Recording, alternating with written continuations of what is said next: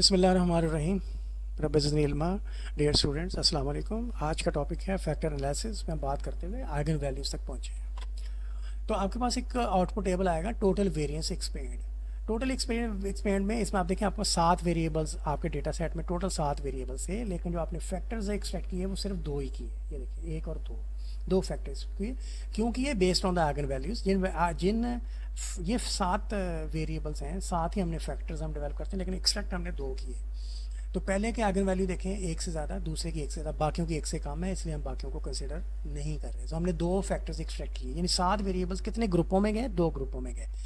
कौन से वेरिएबल किस ग्रुप में गए या आगे हम जाके देखेंगे, लेकिन अभी तक हमें सिर्फ ये पता चलता है कि फैक्टर एनालिसिस ने जो वेरिएबल्स को ग्रुपों में डिवाइड किया, कितने ग्रुपों में डिवाइड किया? 2 ग्रुपों में। ये देखो 7 है, उसके बाद 2 रोज रह जाएंगी। तो अगर 3 रोज होती हैं यहाँ पे, तो हम कहते हैं 3 में एक्सट्रैक्ट किया, तो 2 में एक्सट्रैक्ट कर दिया उन्होंने। दोनों में मिलकर कितनी वेरिएशन एक्सप्लेन कर रहे हैं? 64.967%।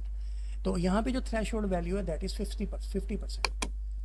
जितने भी वेरिएबल आपके जितने भी फैक्टर आपके एक्सट्रैक्ट होते हैं, उनको मिलके कितने परसेंट वेरिएशन एक्सट्रैक्ट करनी चाहिए? 50% कम अज़ कम।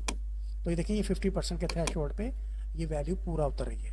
और कितने वेरिएबल्स एक्सट्रैक्ट हुए हैं? आप देखें, 2 वेरिएबल एक्सट्रैक्ट हुए हैं। किस बेस पे हुए हैं? आइगन वैल्यूज़ ग्रेटर देन 1 की वजह से हुए हैं। ये देखें आप, ये आपके आइगन वैल्यू ग्रेटर देन 1 और ये भी आपके आइगन वैल्यू ग्रेटर देन 1। ठीक है, दोनों फैक्टर्स ने मिलकर कितनी वेरिएशन एक्सप्लेन की है? 64%। थ्रेशोल्ड क्या है? थ्रेशोल्ड 50% का है।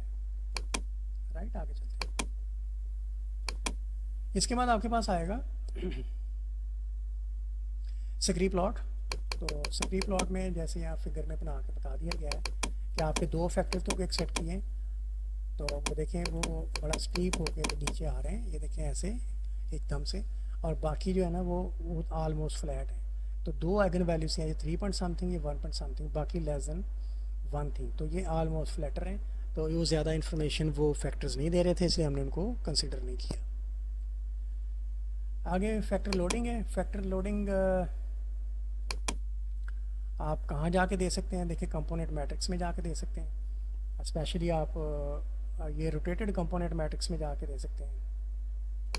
सो यहाँ आप देखें, ये जो रोटेटेड कंपोनेंट मैट्रिक्स के अंदर ना आपने देखना है कि आपको यहाँ देखें हायर कोरिलेशन जहाँ जहाँ मिल रही हैं आपको, वो इकट्ठी आपको मिलेंगी। सॉर्टेड बाय साइज़ की एक ऑप्शन आपने ली थी इसको रन करते हुए।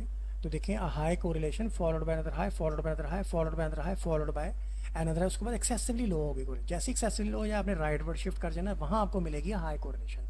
उसके बाद फॉलोड बाय अनदर हाई। तो ये high followed by another high followed by another high करके ये 1 2 3 4 5 आपको ऐसे मिल रही हैं, जो एक सीक्वेंस में लार्जर वैल्यूज़ के बाद ग्रॉसली डिके हो रही हैं। तो आप ये 5 जो वेरिएबल्स हैं, ये वाले जो 5 हैं, ये आपको एक फैक्टर में आप कहेंगे कि पहला फैक्टर जो है आपका फैक्टर 1, उसमें ये 5 वेरिएबल्स आ रहे हैं। फैक्टर 1 हो गया आपका। ठीक है, अब इस फैक्टर का आपने नाम भी रखना है। नाम रखने के लिए भी कहा जाएगा आपसे। तो नाम आपने रखना है depending upon the names of majority of these variables. अच्छा, जब यहाँ आपने high correlation followed by another high, followed by another high, followed by another high करके जब आप पहुँचे यहाँ पे, उसके बाद फॉलोड बाय अनदर हाई नहीं हुआ, तो आप राइट वर्ड शिफ्ट करेंगे। तो ये आपके दूसरे फैक्टर्स के वेरिएबल्स को बता रहे हैं। 2 values high correlation 1 followed by the other हैं। तो ये 2 वेरिएबल्स जो हैं, ये दूसरे फैक्टर में ये चले गए। ये आपका दूसरा फैक्टर है, और इसको आप लिखेंगे फैक्टर 2। इसका आपने नाम भी रखना है, नाम रखने हिसाब से कहा जाएगा आपसे।